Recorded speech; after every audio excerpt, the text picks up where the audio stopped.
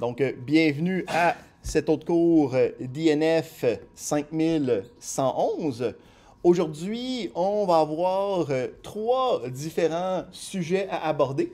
Un premier sujet qui est un peu un sujet par la bande qu'on avait délaissé, là, fait que là, il faut le ramasser avant d'arriver à la fin de notre section épopée sujet sur la science des données, qui va être la gestion de dates à l'intérieur de notre environnement de programmation en Python. Donc, on va aller regarder qu'est-ce que ça implique des dates, comment est-ce qu'on les gère, c'est quoi les différents modules et librairies qui travaillent avec ça. On va ensuite aller regarder notre dernière grande étape.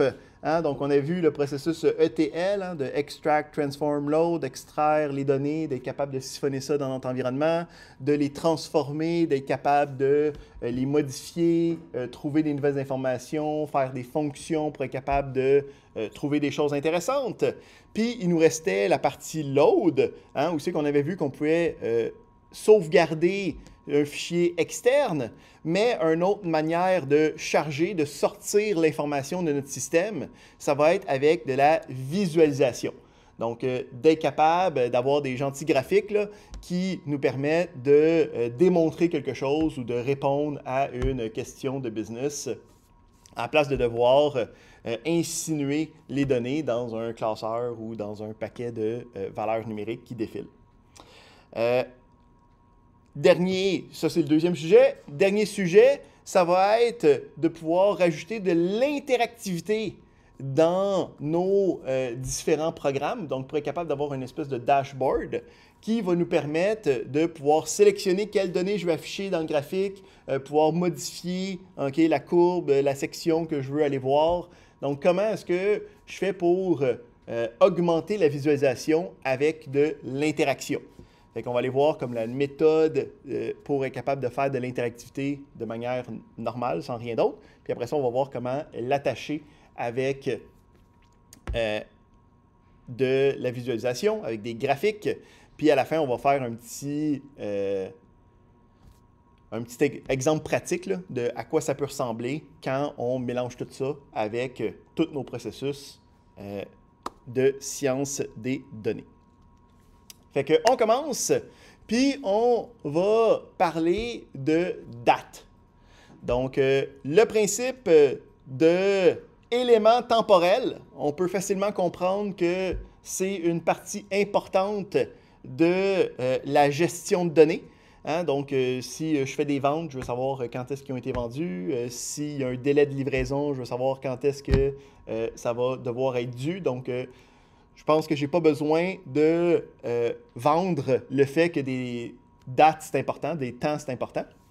La problématique, c'est que la perception du temps, de décider qu'on a un certain nombre d'heures, de décider qu'on a un certain nombre de minutes, c'est une décision quand même assez arbitraire qu'on a décidé en tant que race humaine. Puis, ça fait en sorte qu'il n'y a pas vraiment de bonnes règles qui nous permettent de gérer ça facilement et convivialement.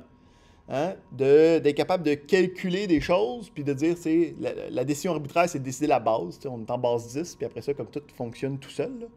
Mais quand je dis, il y a 24 heures dans une journée, pourquoi 24? Ben, c'est parce que quelqu'un, ça y a décidé à un moment donné. Là. Ça aurait pu être 10, ça aurait pu être 30, ça aurait pu être 50. Puis après ça, il y aurait eu d'autres délinéations derrière. Il n'y a pas de bonne raison derrière. Fait que c'est compliqué d'avoir des éléments arbitraires quand on veut gérer ça de manière mathématique, de manière informatique. Fait que on va avoir des modules, des librairies qui vont travailler pour être capable de faire cette représentation-là, puis essayer de nous enlever la minutie des problématiques possibles par rapport à ça. Avant même de parler des modules, on va jaser de c'est quoi les éléments temporels possibles qu'on peut représenter. Parce que quand on travaille en informatique, on a parlé de stocker des données, puis quand on a parlé de données, on a parlé de type de données, une manière de sauvegarder l'information. Fait que quand on a différents types de données, il faut le sauvegarder d'une différente manière. Puis, on va voir que quand on parle d'éléments temporels, on a différentes visions de la même information. Hein? Parce que si je te dis l'examen va durer 3 heures, puis l'examen est à 3 heures, j'ai dit 2 fois 3 heures. C'est ça la donnée. J'ai mis 2, 3. Mais le concept est radicalement différent. Il y en a un qui représente une première représentation temporelle qui est un moment précis sur comme notre timeline de notre réalité temporelle, hein, à 3 heures. Puis, il y en a un autre qui représente une durée temporelle, hein, un laps de temps, qui est une durée d'un examen de 3 heures. Donc, on peut voir que même si on parle de la même donnée, il y a différents types qui viennent avec ça pour être capable de bien représenter ça. Puis on va avoir ça aussi derrière dans les modules. Fait que, on a effectivement un laps de temps, hein, un délai. Donc ici, si on l'a là, on a les trois. Un délai. On va avoir le principe d'une période ou d'un intervalle de temps. Donc quand je dis l'examen est à 3 heures, hein, c'est un moment précis dans une période, dans une journée. Donc ça aussi, c'est un élément temporel qui peut facilement être enregistré. Puis finalement, le dernier type, c'est un moment précis sur notre timeline. Donc non seulement l'heure, mais aussi une date, une année, okay, pour que ça soit le plus précis possible, pour que ça soit comme exactement ce moment-là. Donc je peux dire, puis ça peut être relatif, hein? Je peux dire, hier à 14h30, j'ai pris mon souper. Hein? Puis, on est capable, relativement au moment présent, de savoir c'est quoi la date précise, l'heure précise, l'année précise. Puis, je peux aussi y aller de manière purement arbitraire, non relative, où c'est que je dis, le 14 février 1914 à 15h37, c'est aussi une manière de représenter un point fini dans le temps, puis qu'il n'y a pas de manière de changer ce point fini-là. C'est très fixe comme représentation. Fait qu'on a ces trois manières de représenter le temps. On va aller regarder qu'est-ce que Python nous offre pour être capable de travailler avec ces concepts-là.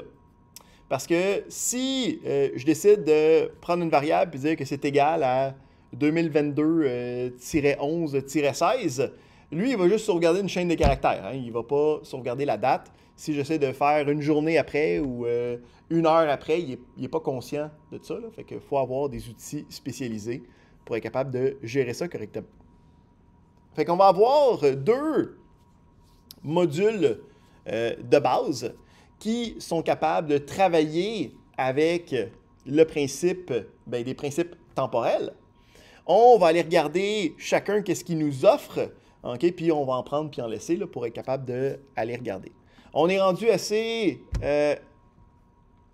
proficient, là, hein, qu'on va regarder un peu le principe de base, puis après ça, on va pouvoir directement aller regarder un peu la documentation pour aller voir les éléments qui nous sont pertinents pour nous, pour être capable de commencer à travailler avec des éléments temporels. Fait qu'on a ici la documentation d'une première librairie, d'un premier module qui s'appelle DateTime. Okay? Donc, Basic Date and Time Types. Ça sonne comme la bonne place. On peut voir ici qu'il y a certains modules qui sont connexes. Donc, Calendar, Zone Info, Time pour des conversions de temps. Puis, on a Date Utile qu'on va aller voir tantôt, en fait. Puis, sur quoi je veux apporter votre attention, ça va être à gauche ici pour aller voir c'est quoi les différents types d'objets, hein, qui vont pouvoir être des représentations temporelles. Fait que, on va aller regarder ces différents objets-là pour être capable de voir qu'est-ce qu'on est capable de faire. Fait que, on va commencer avec le premier de la liste, le time delta. Donc, le time delta, hein, un delta dans le temps, hein, pour nos amis qui n'ont pas des amis mathématiciens qui n'arrêtent pas de leur jaser de mathématiques à chaque semaine. Le principe d'un delta, hein, c'est le principe d'une différence. Donc, ici, c'est une différence dans le temps. Donc, on représente ici le principe d'une durée. Hein, donc, quand j'ai dit que l'examen était de 3 heures, ça serait cet objet-là qui me permettrait de sauvegarder cette information-là correctement. Donc, comment est-ce qu'on va faire fonctionner ça? Donc, on peut voir ici qu'on a une fonction qui me permet de créer un objet. Donc, dans la librairie datetime, on a le time delta.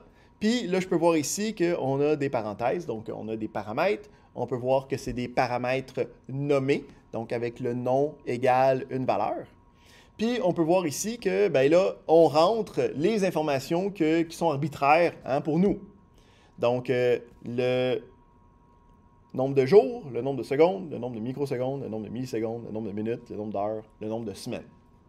Donc, avec toutes ces informations-là, lui, il accumule ça, puis il est capable de nous créer un time delta qui contient ces informations-là, puis qui va être capable d'interagir avec d'autres données temporelles. On va aller voir ça en action un petit peu plus loin.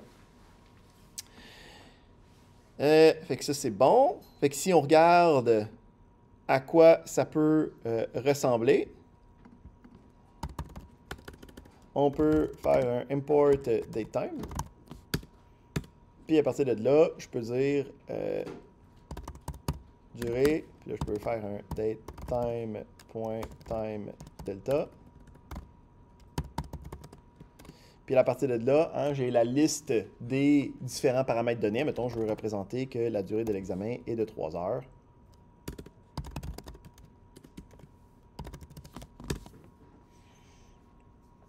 On peut voir que lui, à l'interne, il y a une configuration qui est juste comme en secondes minimalement. Là. Fait que j'ai mis 3 heures, puis ça c'est 10 800 secondes. Fait que on a le premier qui représente le delta dans le temps. On a ensuite les représentations ponctuelles dans notre linéarité temporelle. Il y en a 2 versions. On a la première qui va représenter une date. Okay, donc, une date qui est une date de calendrier.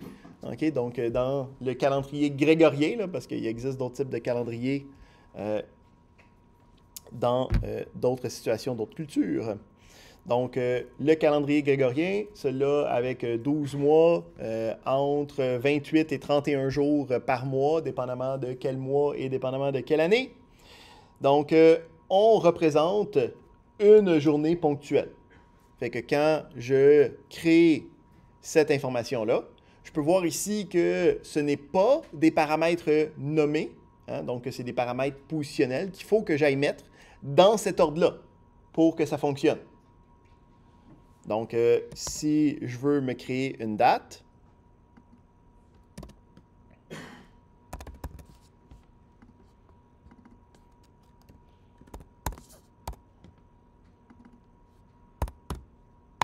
on va juste créer la date puis voir le résultat. Là. Donc, on voit que ça a été sauvegardé, okay, puis je peux représenter quelque chose qui est une date. Après ça, si je veux avoir un moment ponctuel à l'intérieur d'une journée, je vais avoir l'objet time. Donc, ça représente un moment à l'intérieur d'une journée indépendant de la journée. Donc, à l'intérieur d'une journée de 24 heures, là, okay, quand je veux dire que c'est à 3 heures ou que c'est à 7h15 ou que c'est à 23h55, je peux utiliser un objet time. Donc, lui va avoir des paramètres nommés. Okay? Par défaut, c'est juste minuit, 00000000. Dans les éléments intéressants, on peut voir que les heures sont en heures militaires. Là. Donc, sur 24 heures, il n'y a pas de principe de AM puis de PM. Là. Je ne peux pas dire 11 heures du soir, il faut que je dise 23 heures. Puis, on peut aussi jaser des fuseaux horaires, des time zones en anglais. Donc, la problématique, c'est que le 23 janvier 2022 à 14h23, ben, il y en a eu plusieurs de ces moments-là dans notre linéarité temporelle. Parce que le fuseau horaire fait en sorte que chaque fuseau horaire a sa propre heure décalée de 1 heure. Puis, ça peut changer avec les Daylight Saving Time, avec d'autres éléments un peu loufoques. Donc, on a la possibilité de représenter non seulement l'heure, mais aussi de représenter quand est-ce que cette heure-là, pour encore plus la fixer dans le temps. Quand on commence à tomber dans des problématiques de même, c'est très chiant. C'est super complexe, il y a plein de petits gotchas. Fait que nous autres, ce qu'on va faire, c'est qu'on va faire à semblant que ça n'existe pas, des fuseaux horaires. OK? Puis on va faire à semblant que notre réalité existe seulement ici à Montréal, à l'ESG. OK? Puis que ce matin, OK, à 8h15, ça existe juste ici, il y a de cela, OK, 1h45 minutes.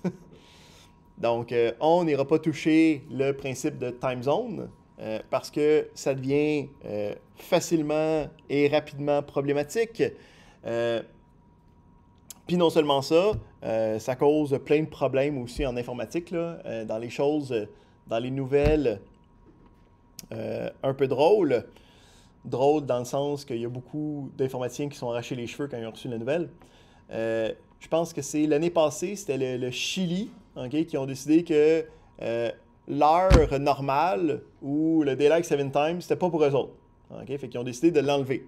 Là, il y a beaucoup de jasage là, à l'intérieur de l'international pour commencer à faire ça, mais il y a beaucoup de monde qui sont comme, tu sais, il faut faire ça tranquillement, il faut y penser d'avance, tu sais, faut... Mais le Chili, les autres, ils ont fait que ça arrive dans 2 mois, puis on décide là qu'on le fait plus. Fait que on a eu une pensée, OK, puis de l'empathie pour nos développeurs chiliens qui ont fallu qu'ils se démerdent devant cette décision.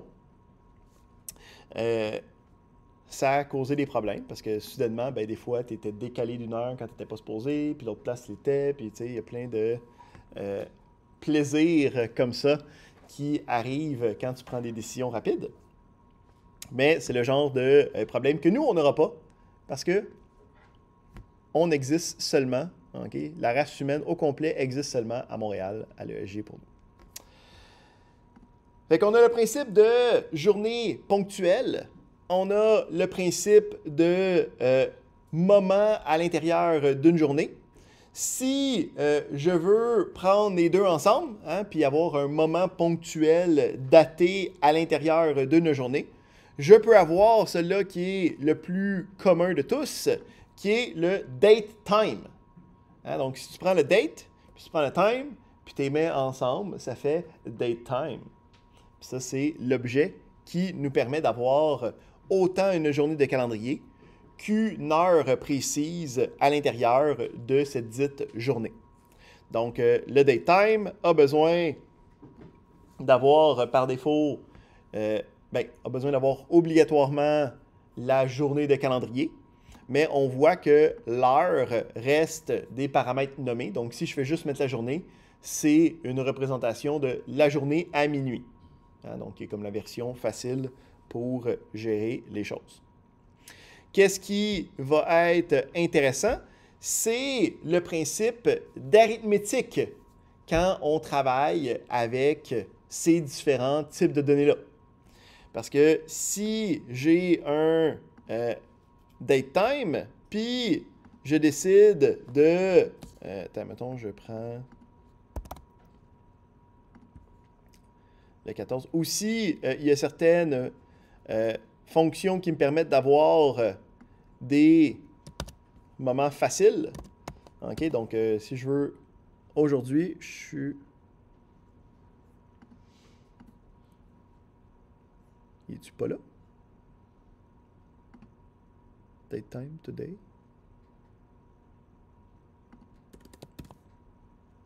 Oui, il n'y a pas géré là. Voyons, il l'a pas. Bizarre. Je sais pas qu'est-ce qui s'est passé avec ça. J'ai-tu la bonne version? Ah ouais, c'est peut-être des versions plus nouvelles, ça, que j'ai. C'est peut-être pas dedans. C'est des anciennes versions sur Google Colab, là, fait que moi, j'ai la dernière version de la documentation. Des fois, on peut manquer des affaires. Mais admettons ici que j'ai un moins, time.date, puis admettons, on va mettre 2020 02 11.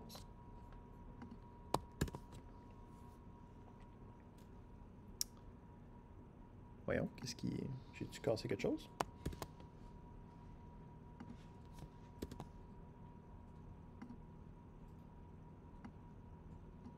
Ah oui, c'est...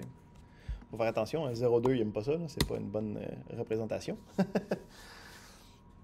Donc, ici, qu'est-ce qui est intéressant? C'est j'ai fait la différence de deux dates, puis ça m'a généré ben, un time delta à la place. Hein? Puisque une différence de deux dates, c'est un laps de temps. Hein? Ça me génère l'autre type par rapport à ça. Puis, ça peut marcher dans l'autre sens aussi, où je peux prendre une date, puis je peux y ajouter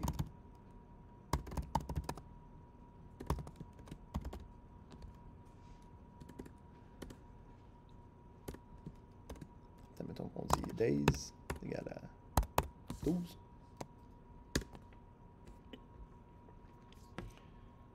Si j'ajoute un delta de temps à une date, ben, il me donne une nouvelle date hein, par rapport à ça. Donc, on est capable de faire de l'arithmétique en faisant le switch des différentes conversions. Oui? Oui. Donc, on peut aller à l'envers. Mettons qu'on fait quelque chose d'encore plus... on va le forcer à changer de mois. Hein, pour bien démontrer qu'il sait ce qui se passe. Pour être capable de travailler avec ça. Évidemment, si on fait des opérations qui ne marchent pas tant que ça, hein, donc si j'ajoute deux dates ensemble, il est comme, je sais pas qu'est-ce que tu veux, moi, là. Comment je fais pour ajouter le 16 novembre au 14 novembre, ça fait pas de sens. Hein, donc, c'est seulement les opérations permises qui est capable de faire. Ici aussi, pour les dates, c'est compliqué. OK? Puis, pour bien représenter ce phénomène-là, on va faire un petit peu d'historique. Fait que, attends, je ne sais pas si je peux retrouver la date précise. Ouais. Pour trouver le delta, y a-t-il un ordre spécifique qu'on doit mettre les dates? Par exemple, si on met 2020 avant 2022, est-ce que ça va quand même donner le même delta? Non. Pour le delta, oui. OK, oui, pour le delta, oui. Là. Ça, mettons, on l'essaye. On va faire ça. Ça nous a donné 1007 jours. Je ne sais pas si vous nous donnez un négatif, ça m'étonnerait. Ah, moins 1700. Hey! So smart. Fait que, pour démontrer comment les dates, c'est un problème, on va jaser d'Excel. Okay? Parce que Excel, il est capable de représenter et savoir des dates. Moi, je sais ça parce que des fois, quand je rentre une valeur numérique, il pense que c'est une date puis il essaie de la convertir tout seul. OK? Je ne sais pas si ça vous arrive aussi, mais en tout cas, c'est bien plaisant. Fait qu'on a un élément intéressant. Okay? Donc, je ne sais pas si vous le saviez, là, mais il y a des années bissextiles hein, où c'est qu'en février, on a une journée de plus. Là, okay? C'est pour ça qu'il y a le 29 février des fois. Puis, le principe, c'est qu'avec Excel, si, admettons, tu te demandes, il y a combien de jours entre un paquet d'années, hein? Qui est une question légitime très souvent, on a besoin de calculer cette année bissextile-là pour savoir si elle existe ou pas. Tu sais, des fois, il y a des années qui ont 365 jours, des fois, il y a des années qui ont 366 jours. Il y a aussi différentes fonctions qui permettent de savoir est-ce que telle année, c'est une année bissextile. Hein? Fait que dans Excel, si tu demandes combien il y a de jours entre le 1er janvier 1800 puis le 1er janvier 2000, qui est une question légitime, dépendamment de comment tu demandes la question, puis dépendamment de quel algorithme tu utilises, il ne te donnera pas la même réponse. Ce qui semble problématique. Hein? Fait que, il y a du monde qui s'était rendu compte de ça. Donc, quand ils regardaient, ils ont vu que s'ils demandaient d'un coup, s'ils faisaient la différence entre les deux dates, il y avait la bonne réponse. Mais s'ils essayaient de le calculer manuellement, hein, donc on a vu le principe de book, on a vu le principe de répéter des choses. Fait que s'ils regardaient chaque année, puis à chaque année, ils demandaient est-ce que c'est une année bissextile, puis là, ils accumulaient le nombre de jours de chacune des années, ils n'arrivaient pas à la bonne valeur. Fait que là, ils ont déconstruit le code, ils ont commencé à faire le calcul manuel pour essayer de voir quand est-ce que ça ne marchait pas. Puis, ils se sont rendus compte que l'année 1900 était considérée comme une année bissextile, parce que c'est divisible par 4, mais les années bissextiles, en fait, il y a une deuxième règle qu'il y a peu de monde qui connaît, là, que si c'est aussi divisible par 100, c'est pas une année bissextile. OK? Hein, parce que le principe de l'année bissextile, là, c'est que, tu sais, on était comme, hey, on est bien bon, on a calculé que la rotation complète autour du Soleil, hein, ça donnait 365 jours. Bien, ça donne pas 365 jours pile. Hein? Fait que la prémisse de l'année bissextile, c'est de pallier le offset, hein, pour que ça fitte au moins à chaque 4 ans. Mais la problématique, c'est que de rajouter juste une journée, c'est aussi une problématique parce que ça ne calcule pas exactement le bon offset à chaque 4 ans. Fait qu'à chaque 100 ans, il faut pallier le offset par un autre offset en faisant en sorte que ce n'est pas une année bissextile. Fait que, en 1900, il n'y a pas eu de 29. OK? Fait que, ils se sont rendus compte que quand ils demandaient à Excel cette information-là, ça donnait une valeur erronée. Puis il était comme What's happening? Fait que ils ont été voir Microsoft. Puis Microsoft a fait ah ouais, on le sait. Puis l'histoire derrière ça, c'est que Microsoft, dans ses valeurs de compagnie, hein, un de ses core tenants, c'est la rétrocompatibilité. Puis, le principe, c'est que je sais qu'aujourd'hui, on vit dans le monde qui est monolithique par rapport aux produits de Microsoft, là. Mais quand Excel a débuté, là, dans les années 90, ce n'était pas le cas.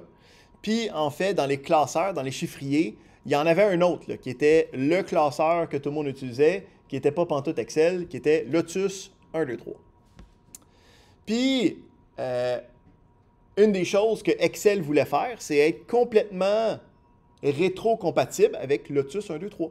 Hein, que si tu apportais un classeur de Lotus 1, 2, 3, tout allait marcher dans Excel. Hein, ça te permettait de faire une transition facile, puis de voir comment Excel était meilleur. Bien, dans Lotus 1, 2, 3, il y avait un bug. OK? Où c'est qu'il ne calculait pas correctement l'année bissextile pour l'année 1900. Mais ce bug-là n'avait pas été réglé depuis tellement longtemps qu'il y a certains classeurs, il y a certaines formules qui arrêtaient de fonctionner si tu commençais à introduire la vérité, la vraie information de notre réalité. Fait que Microsoft a décidé d'implémenter un feature qui était d'être complètement rétrocompatible avec Lotus 1, 2, 3, ce qui faisait en sorte que, ben, si on demandait cette question-là, il fallait que Excel réponde comme Lotus 1, 2, 3 et qu'il réponde de manière erronée, de manière voulue, là. Donc, il a fallu qu'il insère cette fonctionnalité-là, qui était une fonctionnalité qui donnait de la fausse information pour garder de la rétrocompatibilité. Tout ça pour dire que des dates, c'est difficile. C'est compliqué, OK?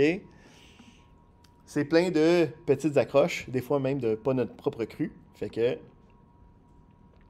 c'est des choses intéressantes. Ouais. Ben, si le problème il se pose chaque 100 ans, ben, c'est-à-dire que l'année 2000 aussi, le problème se posait. Non, c'est ça l'affaire, là. C'était un autre... La source du bug était pas qu'il calculait pas les 100 ans. La source du bug était que l'année 1900, seulement l'année 1900, l'année 1800, l'année 1700, l'année 2000, l'année 2100, tout ça était correct. C'était l'année seulement 1900 qui était problématique.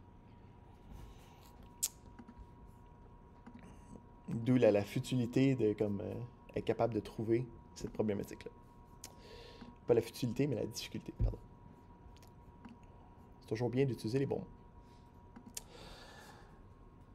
Fait qu'on a le datetime, le date utile. Il y a aussi, il y a le date utile aussi, qui a des fonctions. Donc, quand il y a un module là, qui a le mot utile dedans, c'est un module utilitaire. Donc, habituellement, ça vient s'agencer à un autre ou à s'agencer à une autre problématique ou à s'agencer à un autre contexte pour nous donner des affaires qui nous permettent de nous faciliter notre travail.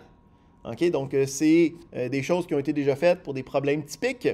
Donc, on va voir que pour lui, la chose qui offre d'intéressant, d'être utile, c'est ce qu'on appelle un parser.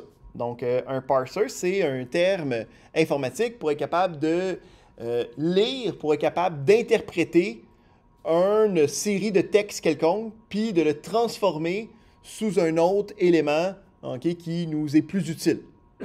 Donc, quand, mettons, on fait de la programmation, hein, nous autres, on écrit du code. Puis le programme de Python, lui, qu'est-ce qu'il fait? C'est qu'il va parser le texte, il va aller regarder le texte, puis lui, il va transformer ça en instruction. Hein? Ben, pour les dates, dans date utile, on a un parser qui nous permet, attends, j'ai un exemple ici, là, qui nous permet de prendre une représentation textuelle d'une date, OK? Fait que soit en texte, soit en format ISO ou en format avec des tirets ou des barres, là. Puis d'être capable de prendre ça, puis de le transformer en datetime. Hein? Parce que quand j'ai un classeur d'Excel, j'ai pas nécessairement une colonne pour l'année, une colonne pour le mois, une colonne pour le jour. Hein? Où c'est que je vais pouvoir renverser ça dans un datetime ou dans un juste un date. Donc, il existe des fonctions de parsing qui me permettent de prendre des représentations d'êtres humains, de dates, puis de les transformer pour que ce soit directement utilisable dans les formats qui nous sont disponibles. Il y a une problématique, par contre, avec le datetime puis le date utile. On ne peut pas vraiment les utiliser avec des listes ou des vecteurs ou de faire des transformations vectorielles. C'est pas disponible de la même manière que avec les listes, on avait des limitations pour être capable de faire des grosses opérations compliquées dessus. Fait que nos meilleurs amis de scientifiques de la donnée, le monde qui ont fait NumPy, hein, qui ont créé des tableaux qui nous permettaient de faire des opérations vectorielles pour faire des opérations matricielles, ont attaqué le problème des dates, puis ont créé leur propre type qui va nous permettre de représenter des dates dans des tableaux, donc dans des data frames, puis d'être capable de faire des manipulations par rapport à ça facilement. Fait qu'on va avoir le datetime 64 qui va être la représentation de NumPy de valeurs temporelles. J'ai ici la création d'une date. Okay? Donc, on peut voir que, bon, on a l'importation de NumPy. On va le mettre de notre barre, puis on va aller voir ce que ça donne.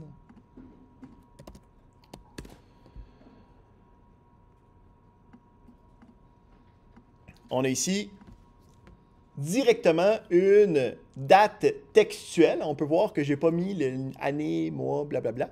Fait que, en fait, le datetime64 inclut un parser directement pour que ça soit facile et convivial, qu'on puisse directement importer des données de sources externes, hein, comme des fichiers Excel, lire la cellule, puis être capable d'avoir le résultat directement. On peut voir ici que le type, c'est le datetime64. Puis, je peux le voir ici, là. OK, c'est le datetime64. Puis, on peut voir ici qu'il y a un crochet D entre, après le nom du type. On va aller voir qu'est-ce que ça implique dans un instant. Fait que, qu'est-ce qui est intéressant une fois qu'on a ça à l'intérieur d'un array? C'est qu'on peut faire des opérations matricielles. Fait que ici, on va avoir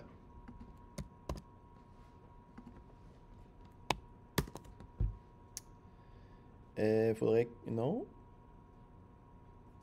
Je suis pas capable d'écrire arange. On a la prémisse, donc j'ai ma date initiale, hein, qui était le 2015-7-4. Puis après ça, j'utilise le arange, donc on se souvient qui est capable de créer une séquence de valeurs. Hein, là, ici, il va créer une séquence de valeurs de 0 jusqu'à 11, hein, donc de 12 valeurs en partant de 0. Puis, on peut voir que ce qu'on fait, c'est qu'on l'ajoute à date. Fait qu'on a un tableau de plusieurs valeurs, puis là, je l'ajoute à une date. Qu'est-ce qu'il va faire? Ben, il va créer un nouveau tableau. Puis, ce que je peux voir, c'est que chacune des dates, il y a l'incrémentation qui a été comme rajoutée comme une journée directement dessus.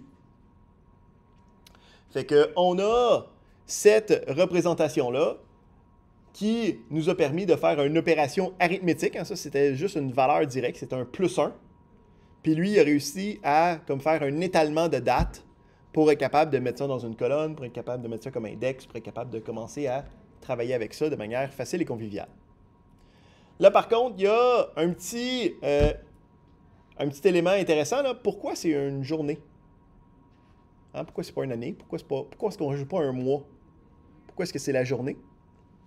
Bien là, ici, il y a des décisions qui ont été prises automatiquement, qu'on peut configurer. Là. Nous autres, on n'ira pas voir dans les détails, mais c'est de là que vient le crochet D. Là, hein, c'est pour day, hein, la journée.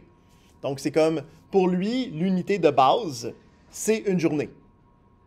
Si je change les choses, OK? Puis, j'ai dit, admettons, là, ici, hein, j'avais formaté ça comme étant comme une journée. C'était le principe. Mais si j'écris...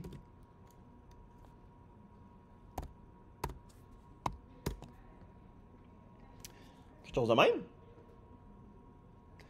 Là, mon élément le plus petit, c'est plus la journée. Hein? Ici, on peut voir que c'est 2015, 7-4. Puis ici, c'est T pour comme le time zone courant. Puis, je peux voir ici l'heure précise, 12h35. Puis, je peux voir ici que c'est le time 64. Puis là, c'est M minuscule, OK, pour minute. Là, ici, les différents termes, là, si c'est M majuscule, ça serait month, il y a une liste quelque part qu'on peut aller voir c'est quoi les valeurs, et ainsi de suite. Puis, on peut voir que là, j'ai tout le temps la même journée. Hein, mais quand je fais les additions, ça l'ajoute une minute à chacun à la place. Puis, si je lui donne, comme on pouvait faire avec les autres structures de données, donc je peux lui donner quelque chose qui est semblable, puis lui, il va être capable de faire la conversion. Fait que si moi, j'y donne mon datetime, là,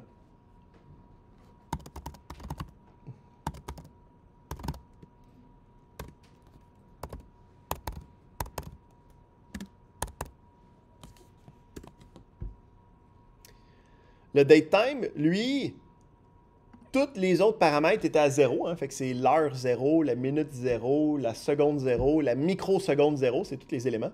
Fait que là, il était comme, OK, ben là, ce que tu m'as donné, le plus spécifique là-dedans, c'est les microsecondes.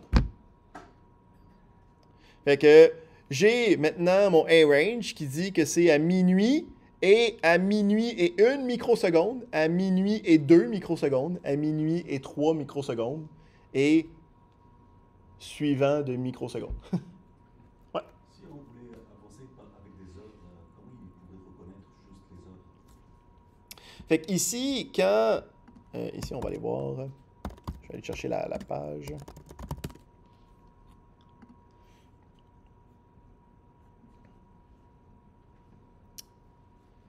Bla, bla, bla, bla. Donc, dans la documentation, OK, tu es capable de spécifier pas mal tout ce que tu as besoin. Là. OK? Donc, ici, nous autres, on l'utilisait juste pour avoir comme une date, là. Mais on peut aller dire, va juste travailler avec l'année. OK? Ou va juste travailler avec le mois, ou va juste travailler avec le jour. Puis, à partir de là, ici, il y a comme plusieurs différentes variations. Là. Si on va voir justement la liste des différentes versions, là, on peut voir que les majuscules, c'est comme pour la date. Les minuscules, c'est comme pour les différents éléments. Fait qu'il y a des manières de dire à notre date time. Là, il prend par défaut. Là. Mais moi, je peux y forcer de dire, même si je te donne telle affaire, considère que l'unité de base, c'est les jours. OK? Puis, on a aussi... attends, si j'ouvre plus la page... Je veux-tu avoir le menu à gauche? Non. Je veux avoir...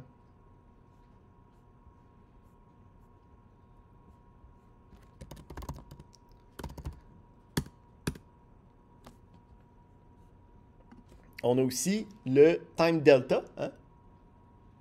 Donc, si, admettons, je veux faire des opérations, je peux aussi dire « voici un jour hein? » ou « voici une heure » ou « voici not a time ». Donc, il y a toutes les opérations possibles à l'intérieur pour faire ce qu'on veut. Nous autres, je veux juste qu'on soit conscient que c'est un type puis qu'on est capable de l'avoir comme étant une entité qui est une représentation de données. Là, on n'ira pas dans les trop détails. Mais est-ce que ça répond que tu es capable de faire ce que tu veux? Parfait. Super. Fait qu'on a les datetime qui nous permettent de tout travailler avec ça. Ouais. Admettons que tu travailles sur une grosse liste de dates, puis c'est des dates américaines. Ouais. Et les mots sont flippés. Donc, quand tu représentes, bien, premièrement, par défaut, NumPy, c'est ça qui s'attend, hein, parce que les informatiques, c'est American First. Mais tu peux effectivement, durant l'importation, dicter, ça va être quoi le format des dates. OK? Donc, attends, ici, je vais aller voir ici.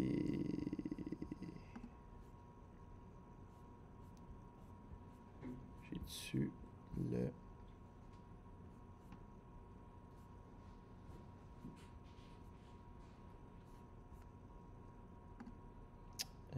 je ne l'ai pas ici. Attends, ici.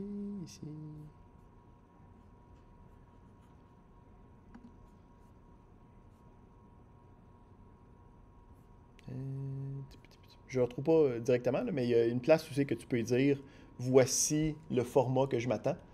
Particulièrement aussi si c'est un format qui est moins typique. Hein? Si, admettons, il y a quelqu'un qui a juste dit le mois, le jour, ben, tu peux dire « Voici l'information sur le mois, voici l'information sur le jour », puis remplis l'année avec ça. Tu sais. Fait que, comme d'habitude, la majorité des problèmes typiques, là, ils ont été pensés pour être capables d'être réglés de manière pas facile et conviviale, mais faisable. Parce que les dates, c'est compliqué.